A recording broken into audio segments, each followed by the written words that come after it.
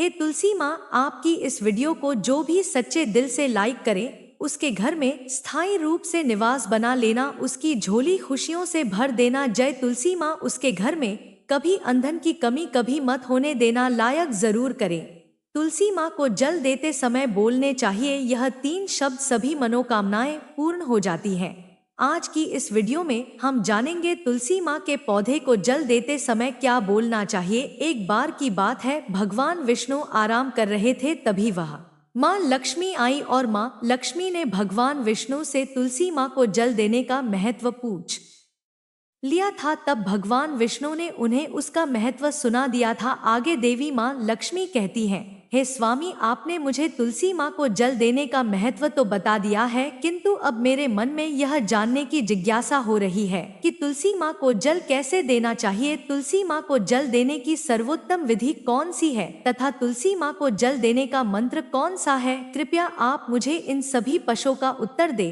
तब भगवान विष्णु देवी माँ लक्ष्मी से कहते हैं, हे प्रिय, जिस प्रकार से मैंने तुम्हें तुलसी माँ का महत्व सुनाया है, उसी प्रकार से तुलसी माँ को जल देते समय बोले जाने वाले मंत्र का भी बड़ा महत्व है। यह मंत्र केवल 3 शब्दों का है, किंतु इसका प्रभाव बहुत कल्याणकारी है। जो भी इंसान प्रतिदिन तुलसी माँ को जल देते समय अपने मुख से केवल यह 3 शब्द बोल देता है, तो साक्षात माँ लक्ष्मी उसके घर में प्रवेश करती है, उसकी दरिद्रता समाप्त हो जाती है, उसे धन धान्य की प्राप्ति होती है। वह मंत्र बताने से पूर्व मैं आपको तुलसी माँ के इस मंत्र का महत्व सुनाता हूँ। इस महत्व को सुन लेने मात्र से ही इंसान के समस्त पाप नष्ट हो जाते हैं। उसे 1000 वर्षों तक तुलसी माँ को जल देने का पुण्य प्राप्त हो जाता है। इसीलिए देवी ला, आप इस कथा को ध्यान से पूरा जरूर सुने। देवी माँ लक्ष्मी कहती हैं, हे प्रभु, मैं इस कथा को पूरा अवश्य सुनूंगी, आप मुझे तुलसी माँ के मंत्र का महात्मा सुनाइए। भगवान विष्णु कहते हैं, हे देवी लक्ष्मी, दक्षिण में एक अत्यंत शोभा यमा नगरी थी। उस नगरी में रमेश नाम का एक खोटी बुद्धि का ब्राह्मण रहता था, पापियों का तो वह शिरोमणि था। उसका जन्म एक ऐसे ब्राह्मण परिवार में हुआ था जो पाप कर्म करने वाले, शास्त्र ज्ञान से शून्य थे। वह जन्म से तो ब्राह्मण था, किंतु कर्म से वह अत्यंत दुराचारी था। वह ना पूजा पाठ करता, ना ध्यान करता, ना जप, ना हवन और ना ही मेहमानों का सत्कार करता था। उसके द्वार पर आए मेहमानों को बिना दान किए ही क्रूरता पूर्वक भगा देता था। स्त्री लंपट होने के कारण वह सदैव ही पराई स्त्रियों में आसक्त रहता था। उसे मदिरापान करने की भी आदत थी, साथ ही वह मांस खाया करता था। वह दिन में खेत में काम करके पत्ते बेचकर जीविका चलाया करता था और रात में वेश्याओं का सेवन करता था। इस प्रकार से उस ब्राह्मण ने अनेक वर्षों तक जीवन व्यतीत किया। फिर एक दिन वह दुर्बुद्धि रमेश बेचने के लिए, पत्ते इकट्ठा करने के लिए एक ऋषि की वाटिका में घूमने लगा और पत्ते तोड़ने लगा। तभी एक काल रूपधारी काले सर्प ने उस ब्राह्मण को काट लिया और उसी समय पर उसकी मृत्यु हो गई। उसके बाद 2 यम के दूत उसे लेने के लिए उस स्थान पर प्रकट हुए और उसे उठाकर यमलोक ले जाने लगे। मार्ग में वह यम दूतों के सामने बहुत विलाप करने लगा, हे दूतों, मुझे कहाँ ले जा रहे हो? मुझे छोड़ दो, मेरे प्राण बख्श दो। किंतु यमदूत उसे यह कहते हुए ले जाने लगे, अरे दुष्ट ब्राह्मण, तेरे पाप कर्मों के कारण तुझे सांप ने काट लिया है। अब यमदेव तुझे अवश्य घोर नरक में डाल देंगे। फिर यम के दूत उस ब्राह्मण को लेकर यमलोक पहुंचते हैं और यमदेव के सामने खड़े हो जाते हैं। चित्रगुप्त उस ब्राह्मण का लेखा जोखा निकालते हैं और यमदेव से कहते हैं, हे धर्मराज, इस ब्राह्मण ने बचपन से लेकर मृत्यु तक पाप ही पाप किया है, इसने कभी कोई पुण्य का काम नहीं किया है। फिर धर्मराज अपने दूतों से कहते हैं, हे दूतों, इस घोर पाप करने वाले ब्राह्मण को उठाकर ले जाओ और इसे नरक में डाल दो। फिर यम के दूत उस ब्राह्मण को ले जाते हैं और नरक की भयंकर अग्नि में धकेल देते हैं। अनेक वर्षों तक नरक में सजा भुगतने के बाद उस ब्राह्मण को दूसरे जन्म में एक बैल का शरीर मिलता है। बैल का जन्म पाकर वह बोझ उठाने का काम करने लगा। उसका मालिक उससे दिन रात काम करवाने लगा। फिर जब उस बैल की शक्ति कम हुई तो उसके मालिक ने उसे एक लंगड़े आदमी को बेच दिया।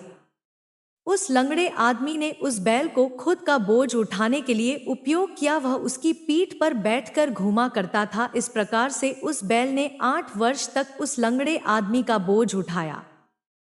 फिर एक दिन वह लंगड़ा आदमी उस बैल की पीठ पर बैठकर किसी ऊंचे पर्वत पर जाने लगता है। उस पर्वत पर बहुत देर तक चढ़ने के कारण वह बैल बहुत थक गया, उसकी शक्ति क्षीण हो गई और कुछ समय बाद वह बैल बहुत जोर से मूर्छित होकर जमीन पर गिर पड़ा और अंतिम सांसें लेने लगा। तभी वहां पर खड़े लोगों को उस बैल पर बड़ी दया आ गई और वे उसके मुख में पानी डालने लगे। फिर उन लोगों में एक पुण्यात्मा व्यक्ति था, उसने उस बैल का कल्याण करने के लिए अपना पुण्य उस बैल को दे दिया। उसे देखकर अन्य लोगों ने भी अपना अपना पुण्य याद करके कुछ पुण्य यह उस बैल को दे दिया ताकि उसे मुक्ति मिल सके। उसी भीड़ में एक वेश्या भी खड़ी हुई थी। सभी लोग अपना पुण्य उस बैल को दे रहे थे। यह देखकर उस वेश्या ने भी अपना पुण्य उस बैल को दे दिया। कुछ देर बाद उस बैल की मृत्यु हो जाती है। फिर उस स्थान पर यमदूत आते हैं और उस बैल के शरीर से उस ब्राह्मण की आत्मा को निकालकर यमलोक ले जाते हैं। यमलोक ले जाने पर उसे यमदेव के सामने खड़ा किया जाता है और फिर चित्रगुप्त उसका लेखा जोखा देखते हैं तो वे आश्चर्य में पड़ जाते हैं। उस वैश्या के द्वारा उस बैल को दिया हुआ पुण्य बहुत बड़ा होता है। उस पुण्य के प्रभाव से सभी जन्मों के पाप नष्ट हो जाते हैं।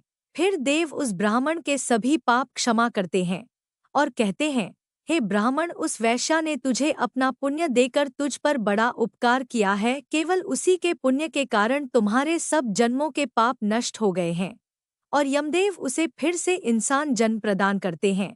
इस बार वह पृथ्वी पर आकर एक उत्तम ब्राह्मण कुल में जन्म लेता है। उस महापुण्य के प्रभाव से उसे इस नए जन्म में अपने पूर्व जन्म की बातें याद आने लगती हैं।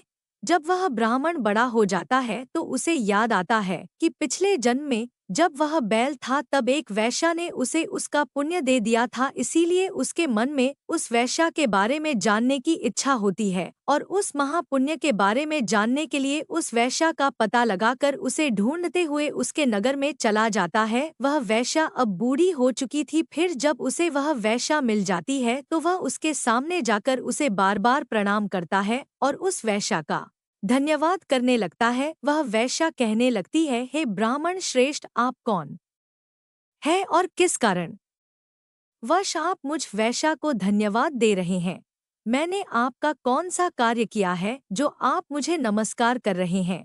तब वह ब्राह्मण कहता है, हे माँ, मैं वही बैल हूँ जिसे तुमने अपना पुण्य दे डाला था। अपने पाप कर्मों के कारण मुझे पिछले जन्म में बैल होना पड़ा था। उस पर्वत पर जब मैं मर रहा था तो तुमने मुझे अब पुण्य दिया था। तुम्हारे पुण्य के प्रभाव से ही आज मुझे फिर से इंसान जन्म मिला है। तुम्हारे द्वारा दिए गए उसी पुण्य के कारण मुझे अपने पूर्व जन्म की सारी बातें याद है। किंतु हे माँ, मैं आज यहाँ पर यह जानने के लिए आया हूँ कि तुमने मुझे उस समय पर अपना कौन सा पुण्य दिया था जिस कारण से मेरे सभी जन्मों के पाप नष्ट हो चुके हैं।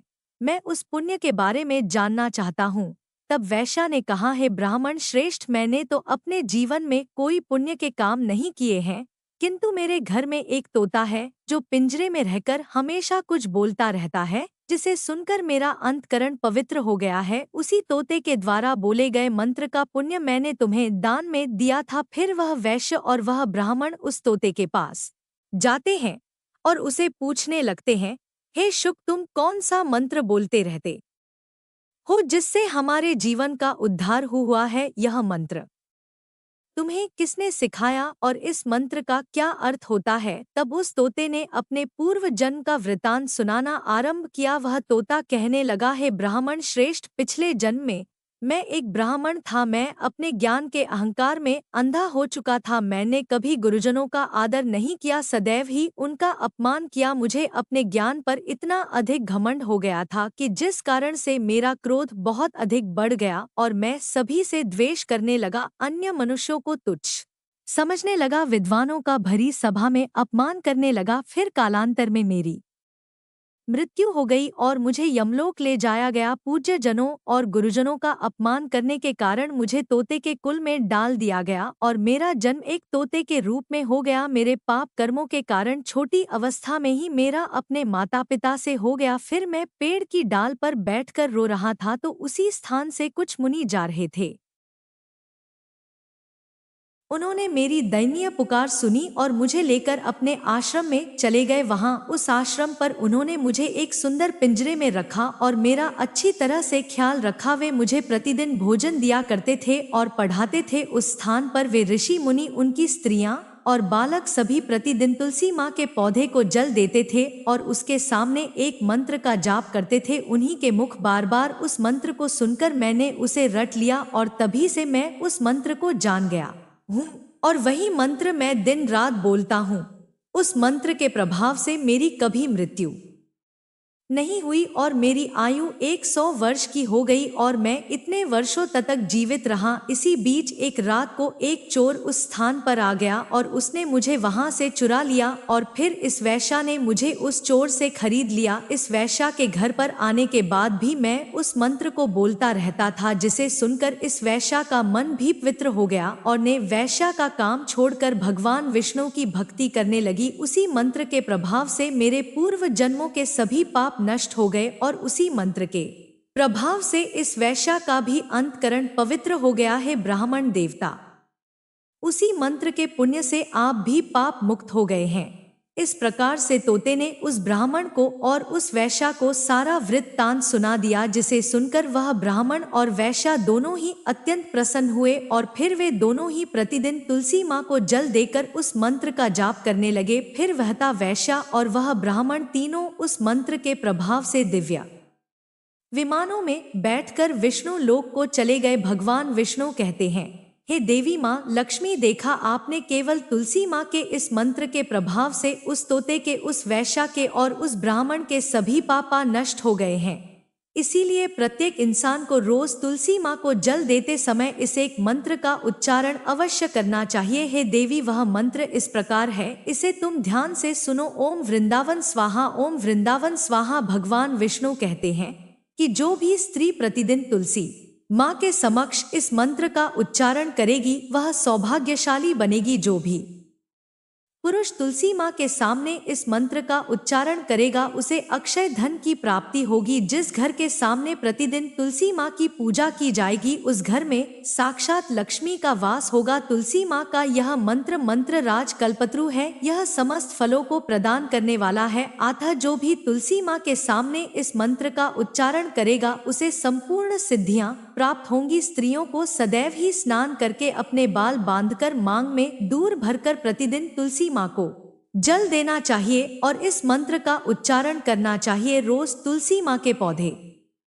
की परिक्रमा करनी चाहिए, इससे सभी दोष नष्ट हो जाते हैं। प्रतिदिन शाम के समय तुलसी माँ के पास दीपक जलाना चाहिए और तुलसी माँ के पास बैठकर भगवान विष्णु की आराधना करनी चाहिए। तुलसी माँ के पास दीपक जलाने से इंसान को धन धान्य की प्राप्ति होती है। हजारों अमृत के घड़ों से नहलाने पर भी श्री हरि को उतनी तृप्ति नहीं होती जितनी वे मनुष्यों के द्वारा तुलसी माँ का एक पत्ता चढ़ाने से प्राप्त करते हैं। 100 हज गाय के दान से मानव जो फल प्राप्त करता है वही फल तुलसी माँ पत्र के दान से पा लेता है। जो मृत्यु के समय अपने मुख में तुलसी माँ पत्र का जल पा जाता है वह संपूर्ण पापों से मुक्त होकर भगवान विष्णु के धाम जाता है। भगवान विष्णु कहते हैं, पूर्णिमा, अमावस्या, द्वादशी और सूर्य संक्रांति के दिन मध्याह्न काल, रात्रि और अशौच के समय तेल लगाकर बिना स्नान किए अथवा बिना हाथ पैर धोए रात्रि के वस्त्र पहनकर तुलसी माँ के पत्र तोड़ता है वह महापाप होता है। श्राद्ध, व्रत, दान, प्रतिष्ठा तथा देव पूजा के लिए तोड़े हुए तुलसी माँ पत्र बांसी होने पर भी 3 रात्रि तक पवित्र ही रहते हैं। तुलसी माँ का एक एक पत्ता ना तोड़कर पत्तियों के साथ अग्रभाग को तोड़ना चाहिए। तुलसी माँ की मरी सब फूलों से बढ़कर मानी जाती है। मंजरी तोड़ते समय उसमें पत्तियों का रहना भी आवश्यक माना गया है। पूज्य भाव से पौधे को हिलाए बिना तुलसी माँ के अग्रभाग को तोड़ना चाहिए। यह कथा आपको कैसी लगी कमेंट करके अवश्य बताएं। अगर यह जानकारी अच्छी लगी तो वीडियो को लाइक जरूर करें। भक्तों, अगर आप मां लक्ष्मी को अपने घर लाना चाहते हैं तो कमेंट बॉक्स में लिखें जय मां लक्ष्मी। आपका हमारे घर में स्वागत है और हमारे चैनल संजू हिंदी कहानियां को सब्सक्राइब करें।